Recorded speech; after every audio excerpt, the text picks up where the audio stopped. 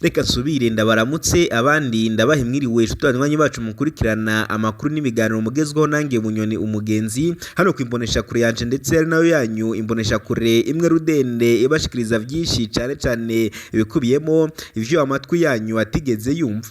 Na amakuru atosoye, amakuru yizewe, amakuru tuba twatohoje mu buryo bwimbitse, amakuru tuba twigereye ku rubuga rw'intambara tukagera mu makomine atandukanye hano mu gihugu cyacu cy'u Burundi, tukagera no mu ntara nyinshi cyane gize igihugu cyacu cy'u Burundi, ndetse tukanyarukira no mu bihugu bigiye bitandukanye cyane by'ibibanyi by'igihugu cyacu cy'u Burundi, ho tuyakira muri Repubulika Iharanira Intwaro Rusange ya Kongo ku rubuga rw'intambara tukababwiriza ibiri kuvugwa. Ubwo ni mu ntambara yo guhuza umutwe twaje ibigwanisho wa M23 ndetse n'ingabo z'igihugu za FARDC. Tunyurakira no mu gihugu cy'u Rwanda twabwiriza ibiri kuvugwa mu mvo za politiki na cyane muri by'ubutegetsi, aho tubabwiriza ibiri kuvugwa dore ko mu gihugu cy'u Rwanda bari kwitegura amatora mashasha. Hari abantu benshi rero baba batavuga rumwe n'ubutegetsi bwa leta ya Kigali, aho nabo bari kugenda bavuga amajambo akomeye cyane, abandi bashaka kwiyamamaza ndetse n'ibindi. Ivyo byose tubigaruka tukabwiriza hano kwimbonesha kure yacu ari nayo yanyu mbonesha kure imwe rudende Burundi News Empire TV. Kwa Yoweri Kaguta Museveni dore ko nawe hari ibintu byinshi biriko biriyamirizwa ari muri icyo gihugu, navyo turaza kugaruka mu buryo bw'idonido hano makuru yacu twaguteguriye. Tunyarukira muri Kenya, Tanzania kwa Samia Suluhu Hassan, tukanyarukira hirya hino muri Afrika, tugiye kunyarukira mu byo makungu ya kura cyane mu byo yaga binini hose tukagira tukabwiriza ibiko birahavuga. Reka nakenguruke wajije gufyonda sabone wo manutse hasi kwa jambo kanditseho sabone k'umutuku gafyonda ko kandi ubutse no gukanda ukazugira ko rya gato kugira ngo uje urabasha kuronka amakuru yacu ku gihe aho hereye hose. Ndagukengurukire cyane kandi nawe uka kudusharingira inkuru zacu kugira ngo zigire ku bandi bantu batazikeneye, kandi nawe wahejeje gusharinga inkuru zacu kugira ngo zigire no ku bandi bantu batabasha kuzibona neza aho hereye hose. Ndagukengurukiye cyane, ariko ndahera ndasaba nawe utareza gufyonda sabone ko ariko karyo ko amanuka hasi kwa jambo k'umutuku kanditseho sabone ugafyonda ko wamara gufyonda sabone kandi ukakudusangiza n'ibitekerezo kugira ngo ujye urabasha kuronka amakuru yacu ku gihe. Komeza rero kandi wibuke gusharinga inkuru zacu, kandi ko yuka no gukanda ukazogera igihe gatoya natwe aho uherereye hose. Turagukengurukiye cyane. Makuru rero ndibuze kubabwiriza cyane mu kigo nkuru ndibuze kwibandaho. Ndakubwiriza ko hano mu gihugu cyacu cy'u Burundi ibara riraguye i Bujumbura. Ni inkuru mbi cyane, inkuru iteye agahinda, inkuru mu nyuma z'uko hatangajwe amakuru akomeye cyane ari kuva mu biro vya Neva, aho Neva yasabwaga gutanga imihoho inyuma y'ibibazo byari biriko birabera hano iwacu i Burundi, na cyane dore ko yagirizaga abategetsi bayobora igihugu cy'u Rwanda kwivanga muri politike z'igihugu ciwe. Vyavumbuwe yuko Neva yoba yaramatakiranguriye, ahubwo ivyo byose yabikoraga kugira ngo abone uko yenyegeza umutungo w'igihugu mu bindi bihugu, kugira ngo bose nibazavyumviriza bazabashe kuvyegeka ku gihugu cy'u Rwanda maze Neva arengane. Ibi rero vyabaye akaroro mu nyuma z'uko Neva atahuwe yuko yari afise imitungo ikomeye cyane i Bujumbura, ndetse iyo mitungo akaba yariko aritegura kwijana mu gihugu ca Arabia Saudite. Mu nyuma zo kwitegura kujyana iyo mitungo mu gihugu ca Arabia Saudite akaba yafashwe, ndetse byinshi muri vyo bikaba bitari vyemewe n'amategeko, akaba yariko arasahura umutungo w'igihugu. Abene gihugu bakaba bariko baribazwa bati ibi ngibi ni ibiki? Vyicane ndaza kubigora ko mw'idode y'amakuru arambuye. Ni mu nyuma z'uko nyene ivyo ikimara kuba hahise hagwa ibara rikomeye cyane, ikaba yabaye inkuru mbi, inkuru itarigera iba na rimwe hano mu gihugu cyacu cy'u Burundi. Neva yoba yatanze imihoho. Ni mw'idode y'amakuru twabateguriye. Nshuti bakunzi bacu rero aho murereye hose se mwibutse gufyonda sabone. Reka nongere mbibutse gato mbibutse ko ariko karyo ko kumanuka hasi kwa jambo tukanditseho sabone mu gafyonda ko. Nanjye ndababwiriza amakuru akomeye cyane yaheje kudushikira turutse hariya Cibitoke, bari kuvuga ko ngo inyeshyamba za Red Tabara nazo zoba zishaka kongera kubura umutwe, ukaba ari umugwi w'abagwanyi bakora hariya mu ntara ya Cibitoke. cyane Neva yagiriza ko bafise ubucumbiko mu gihugu cy'u Rwanda. Neva akaba avuga ko batojwe n'igihugu cy'u Rwanda ndetse kikabasha no kubacumbikira. Bakaba rero bavuze ko n'intara ya Cibitoke yose igomba gufatwa atamikino ibayemo. Byicane kuri iyi nkuru ndaza kubigura ko mw'idorido y'amakuru naguteguriye. Ndabitse ko ashobora kuba ari mu gitondo saa 7 cyangwa se nimugoroba banye naho twumviriza uherereye, ariko nacatuma udafata iminota itarenze 10 cyangwa 15 gusa mwumvire byinshi amatwi yawe atigeze yumva. Idonido y'amakuru ni mukanye gatoya cyane kuri mikoronje uba uriko urumviriza. Ndi Bunyoni umugenzi wawe ikaze.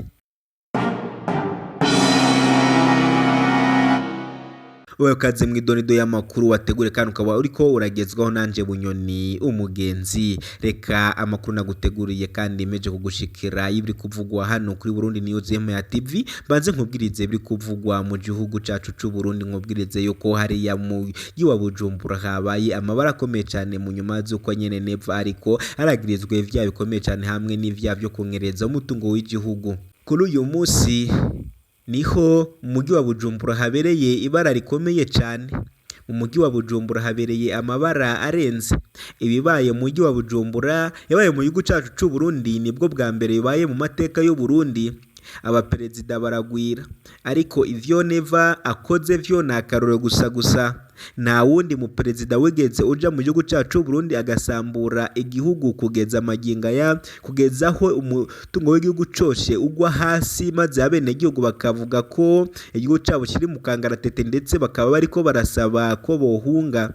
Vyabaye akaruro mu kanya gatoya cane ubwo hano mu gihugu cacu ca Bujumbura hafatirwaga amamiliyaridi y'ibicuruzwa ndetse n'indi mitungo y'igihugu neva yariko arungika hariya muri Arabia Saudite. Akaba ayo mamiliyaridi ndetse n'ibitoro vyinshi cyane akaba yariko kuvuga ko azagiriza u Rwanda kugeza ubwo azahumisha igihugu ciwe ndetse n'abene igihugu n'abandi bayobozi bakomakomeye hano mu gihugu c'u Burundi, kugeza ubwo bose batazarabukwa igihe azagerezwa imitungo y'igihugu iriya mu gihugu ciwe. Ni mu nyuma z'uko ivyo ikimara kuba rero ibara rya ese rigwa hano mu gihugu ca Bujumbura, imitungo yose yahise ifatirwa, maze vyinshi muri vyo bitari vyemewe n'amategeko bigatwikwa ku karubanda. Umuriro watse hano mu gihugu cacu c'u Burundi, maze niho abantu bakomeye cyane hano mu gihugu cacu c'u Burundi bavuga ari kigana batunze agatoki umukuru w'igihugu nyene cubahiro Evariste Ndayishimiye gusambura umutungo w'igihugu. Ako kanya bikimara kuba rero bahise bagaruka ku majambo akomeye cyane Evariste Ndayishimiye arasanzwe ariko aravuga cyane cyane, dore ko yavugaga keshi akagaruka ku gihugu c'u Rwanda akagiriza ko cyaba arico kiri inyuma y'ibibazo bibera hano mu gihugu cacu c'u Burundi. Ivyo rero bikemura guhita biba bahise bavuga ko uga neva yavugaga igihugu c'u Rwanda mu rwego rwo kujijisha kugira ngo abone uko yenyegeza imitungo y'igihugu ayirungike hanze, maze abone uko mu nyuma z'uko azaba atokiri perezida azaba yeregaruriye vyinshi cyane. Vyinshi vyabaye akaroro gusa ndetse vyanabaye amakimbirane ndetse n'intandaro yo kuvuga ko u Burundi butazigira busubira kuba igihugu kizima, ndetse cyane bwa ku majambo akomeye cyane abene igihugu barika ko barasambwa ndetse basanzwe bavuga ko ata mukuru w'igihugu bafise. Ibi vyabaye rero vyatumye buri umwe wese utano mu gihugu cacu c'u Burundi akinguka amaso ndetse abasha kwagiriza neva ibibazo, ndetse anavuga ko neva yoba ari inyuma ibibazo vyose biri kubera hano mu gihugu c'u Burundi. Abandi batangiye kumwagiriza imfu zigiye zitandukanye, abandi bamwagiriza kunyuruza abantu batandukanye ndetse no kubagandagura, abandi bamwangiriza kuba ari inyuma y'ibura ry'ibitoro, dore ko ikibazo k'igitoro hano mu gihugu cacu c'u Burundi cyabaye akarorero. Ngaho gukora vyabaye ni wacu Burundi na akarorero gusa ndetse biranateje inkeke gusa nyine abene igihugu benshi bari kwibazwa impamvu neva abikora.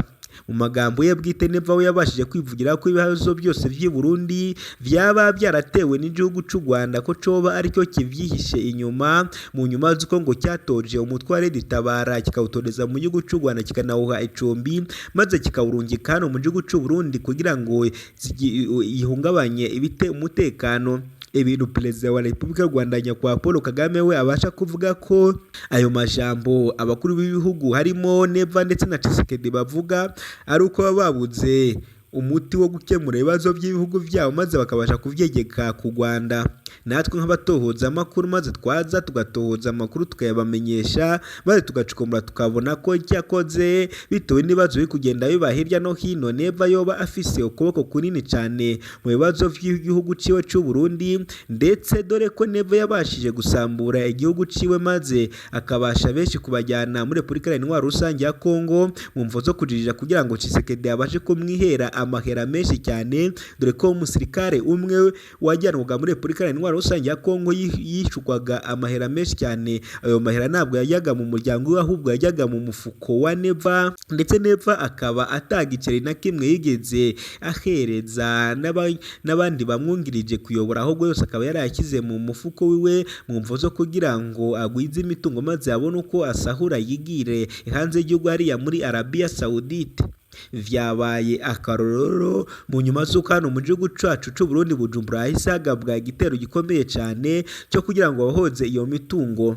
Imitwe itavuga rumwe n'ubutegetsi cyane cyane wa Red Tabara ndetse n'andi mashyaka atavuga rumwe n'ubutegetsi yose akaba yabashije kuvuga ko ngo igiye guhagurukira kurwanya Neva. Ubu rero mu mujyi wa Bujumbura ni umuriro gusa ndetse umujyi wa Bujumbura haraka. Twe nk'abamenyesha amakuru twari ko turahatembera mu kanya gatoya, amasasu ariko aracicikana hano mu mujyi wa Bujumbura ndetse amabombe akomeye cyane, ndetse biriko biravuga yuko ngo bitewe n'ibintu Neva yoba akoze bigiye gukururira intambara ikomeye cyane hano mu gihugu cyacu c'u Burundi. Turaza rero kubigarukaho mu makuru yacu tugiye kujya dutangira kubamenyesha ni hano kuri Burundi News Empire TV. Nanone kandi ntabwo ari ibyo ngibyo gusa, ndakubwiriza ko umugwi wa Red Tabara nawo umaze gusohora itangazo rikomeye cyane uvuga ko mu nyuma z'ibibereye hano muri gihugu cyacu Burundi byo bakuru b'ibihugu ndetse n'abandi bategetsi bakomakomeye bavuga rumwe n'ubutegetsi bagenda bihisha inyuma maze bagasahura imitungo y'igihugu bakayirungika hanze y'igihugu, maze nabo batangiye kuvuga yuko ariko kanya bakaba bagiye gutangura guhaguruka kugira ngo nabo babashe kwigarura intara ya Cibitoke, dore ko intara ya Cibitoke ngo babonye ko iri kurane kandi ngo harimo amashamba n'ibibira byinshi binini cyane, maze bakavuga ko byose bagiye kwigarura bakayishamwo maze bakabasha nako kwiyoborera igihugu cy'u Burundi, nubwo ngo babona ko batazosimbura nyine Cyubahiro Evariste Ndashimiye kuko ngo uriya kagabo nakagabo k'amakarema akomeye cyane. Evariste Ndashimiye nyine Cyubahiro akaba nawe agira utugambo dusa nk'uturyoshya bene gihugu, ariko cyane cyane turyana mu mitima y'abafise ibibazo, dore ko aribo aheraho asambura kandi abandi akabahemukira akabakura ivyaframbi. Nyene Cyubahiro Evariste Ndashimiye akaba ari mu kaga gakomeye cyane ndetse n'akangaratete nyuma yo kwasabwe gutanga imihoho, ndetse biriko biravugwa ko nyine Cyubahiro yaba yotanze imihoho. Nyene Cyubahiro Evariste Ndashimiye rero intare ya Gitega ikaba iri mu kaga gakomeye cyane. Red Tabara nyine mu majambo n'amatangazo yasohoye kuri iki gitondo c'uno munsi ikaba yavuze ko ngo iriya ntara mu minsi mike araba iri mu maboko yabo, barisha mu mashamba akomeye cyane ndetse baraka inkunga zishoboka n'izidashoboka. Abenshi bari kuvuga ko ngo buba bari bwitabaze umutwe twajibwanisha mu 2023 cyane cyane, dore ko mu 2023 yabaje guhashya ingabo zikomeye cyane harimo SADC ndetse n'abasirikare b'ibihugu byacu cyane cyane by'igihugu cy'u Burundi na Tanzania bagiye hariya kugwanya umutwe twajibwanisha mu 2023, kaba bose yarabakubise ishuro. Red Tabara yaba yavuze ko ariko karyoba ibonye kugira ngo yifatanye n'umutwe twajibwanisha mu 2023 maze nayo ibashe kwigarurira intara zimwe na zimwe zigize igihugu cyacu cy'u Burundi. Mu nyuma z'uko bakomeje kugaba ibitero mu mujyi wa Bujumbura, bari kuvuga ko ngo boba bagiye gushaka intara ndetse intara yegereye Repubulika Iharanira Intwaro Rusange ya Kongo kugira ngo ibiyigaruriro maze babashe kubaho uko babishaka. Vyabaye akarorero mwana mu gihugu cyacu cy'u Burundi, bibaye ikibazo gikomeye cyane ndetse benshi bari mu gihirahiro, abandi bari kubura ukuntu babigenza. Ni ibibazo bikomeye cyane ndetse twaba turi kwibaza ngo ibibazo by'u Burundi bizokemurwa nande, dore ko wari kubikemura yoba ari we uri kunyereza imitungo y'igihugu nawe, kandi akaba ari amakuru ari kuvuga ko ngo yoba ari hafi gusohoka igihugu mu buryo kandi butemewe n'amategeko, ndetse abene gihugu bakaba ariko barasaba guverinoma y'u Burundi ko yatangira hafi ndetse ko yamusinyisha amasezerano yuko nayigera asohora igihugu azaba abaye umwansi wa mbere w'igihugu cy'u Burundi, ndetse bakaba ariko baravuga ko ngo bazamuhigisha uruhindu. Ibi biri kugenda birabira hano rero mu gihugu cyacu cy'u Burundi ni akaroro gusa, ariko nyene nshuti banywanyi bacu, amakuru yacu mugomba kujya muyumviriza hano kuri Burundi News Empire TV.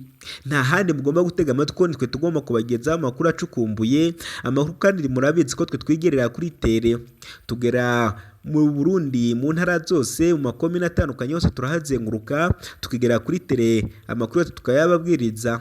iyo tugiye kubabwiriza ukubera muri Repubulika Iharanira Intwaro Rusange ya Kongo ho murabizi neza ko twigerera hano muri Repubulika Iharanira Intwaro Rusange ya Kongo, twigerera ku rubuga rw'intambara, duca hagati y'amasasu, duca hagati y'ibibombe, umuriro waka cyane tuwugendamo n'ibirenge byacu, twebwe twahindutse abadashya, ndetse natwe niyo mpamvu twiyemeje kujya tubabwiriza ibiri kuvugwa hano mu gihugu cyacu cy'u Burundi. Ni umunyamakuru umwe rudende Bunyoni umugenzi, ubagezaho byinshi, ubagezaho akarenganyo, akabagezaho byinshi biri kubera hano mu gihugu cyacu cy'u Burundi, ndetse agasabira abarundi kurenganurwa.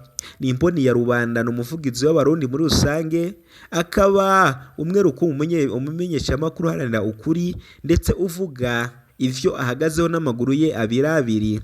Nshuti banywanyi bacu, reka mbesubikiye ahangaha, gusa mbibutsa ko amakuru yanje ari akagaruka, kandi ndabakunda cyane mukagire Imana n'amahera.